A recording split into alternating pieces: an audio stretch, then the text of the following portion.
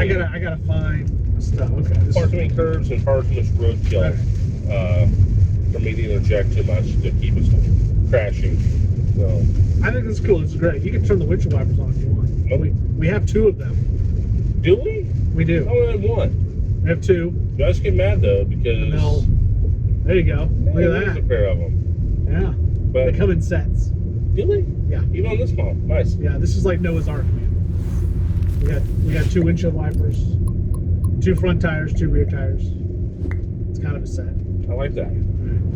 Welcome everyone to episode 3, season 3 of the Real Estate Geeks. Number 3. We are here in the Rolling Realtor studio on the Rolling Realtor road trip.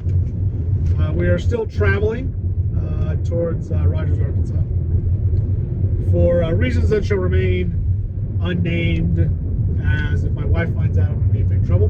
Unless you watched episode 2, then you may have inside information. There's no episode 2. I don't remember that. I wasn't there at the time. Gotcha. And we're still talking about the same subject we've been talking about for last 2 episodes, and we're going to continue that in episode 3. So we've talked about kind of a general overview of the market. We've talked about mortgages. Now let's talk about inventory. And we're going to keep referring to the Wall Street Journal for now. Is there enough inventory to talk about?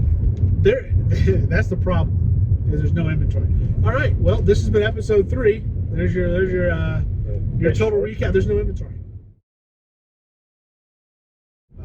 We should probably continue on a little bit deeper down this rabbit hole. Only by maybe there is such a lack of inventory. Well, here we go. The Wall Street Journal is going to do that for us.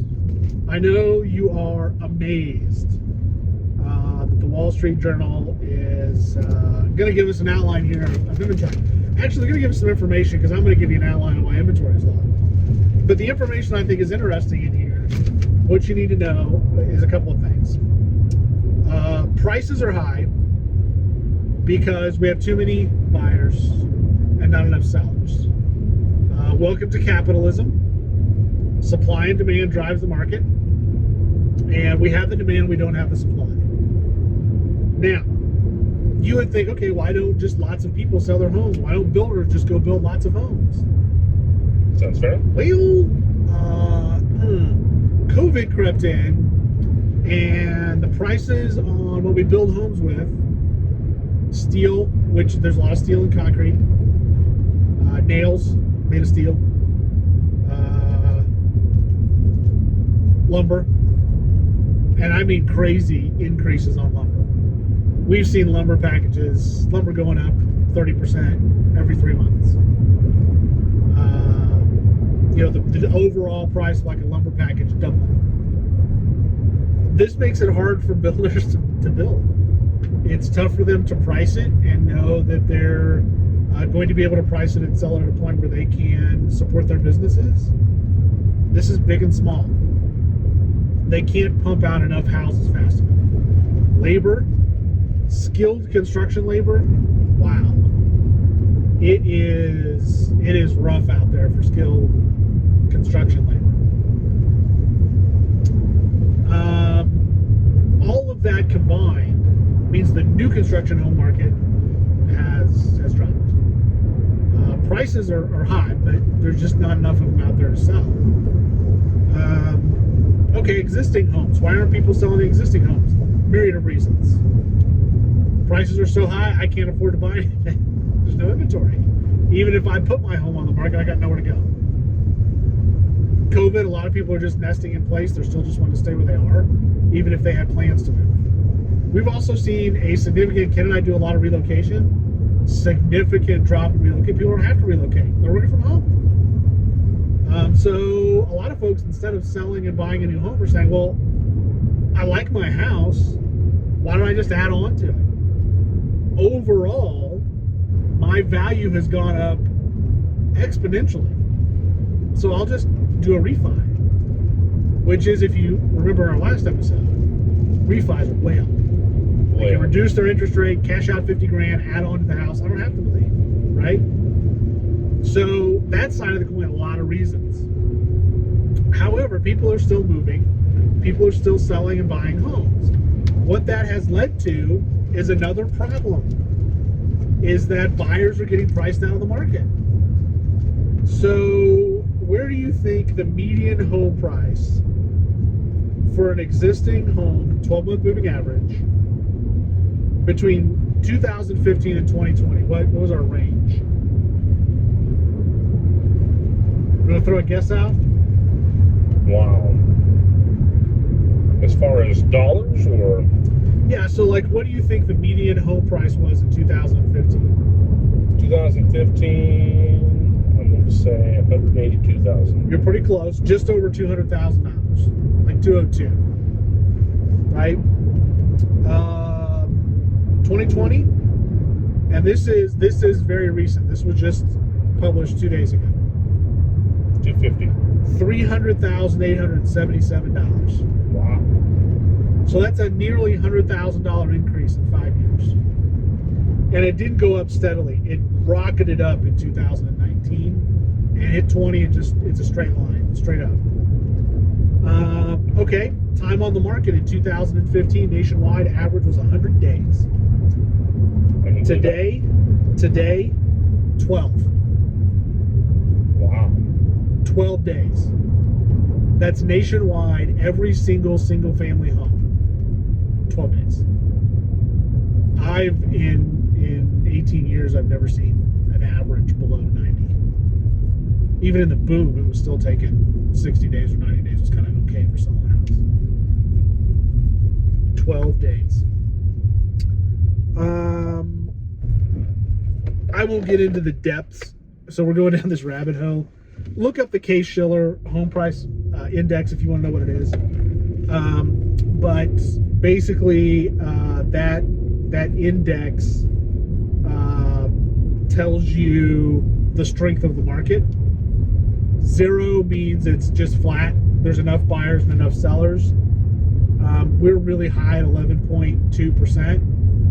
But basically what that's telling you is U.S. home prices are growing at the fastest rate ever. During the recession, it was negative about 13%. It was really steady between 15 and 20 at about 5.5%. And it just rocketed straight line up to 11.2%. And I bet that's going to increase. I bet we hit 15%. I bet we do. And you can look up kind of what that means. But part of what it means is a lot of buyers are being priced out of the market. Right? They can get a loan, and they could have bought a house a year ago, but today they can't buy a house. Again, that just creates it creates an artificial demand. And again, spoiler alert, I've been saying, and one of these episodes, I'll spring it on you why. This isn't a bubble. And this is more evidence of that. It's not a bubble. It's just incredible what is going on in general with home prices, and especially with the dynamic between buyers and sellers. Why do I keep saying this is artificial? It's not a bubble, but it's artificial. The reason it's artificial is because it was already happening and it was sped up by an event unrelated to real estate, and that's COVID.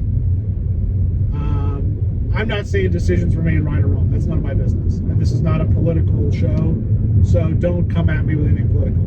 What I am saying is that the decision by our leaders in this country, senators, presidents, down to city mayors and city councils, those decisions had consequences, good or bad. They led to a lot of uncertainty in the future, and that spurred a lot of people to do things that they weren't planning on doing yet, and that drove both sides of the market. That drove people not to list their homes when they would have. It's artificially delaying foreclosures. We'll get into that a little bit more in our next episode, but there's going to be a lot of foreclosures hit, I think, sometime soon. And they would have happened anyway, right? But COVID has accelerated a lot of these things. And it's caused that acceleration, we can't keep up with it. We just, as consumers, we can't keep up with it. We have lots of buyers out there that want to buy houses. Kids working with a lot of people. Oh, yeah. Our staff's working with a lot of people. And we just can't get enough houses. And for all the reasons that we just talked about. How long is it going to last? We'll get to that in the next episode. For now, we're going to leave you with all this great information about why prices are so high. And shameless plug for us. We have a website. If you want to see what your home is worth, check out www.findmybransonhomevalue.com. So findmybransonhomevalue.com. Don't have to be in Branson. It's nationwide, but that's where we're located and that's where we work. If you want to know the value of your home, go to that website, fill the form out. No obligation, nobody. I mean, it's free. It's something that we set up to do for our, our folks, our clients, or folks that want to sell. And it's a service called HomeBot that we use, and it'll set you up with a HomeBot account, and you can see what your home's worth. And if you do decide you want to sell after you see that big number, because it's going to be big, and it's as accurate as I can be with kind of artificial intelligence. But I'm going to tell you right now, if you like that number, call me, because tomorrow it'd be even higher. That's just where the market is, right, Ken? Yeah, there's a lot of great information there, and I think a lot of folks are going to be shocked when they see what the numbers come back. Shocked. It's a good word. So we'll see you in episode 4. Thanks a lot.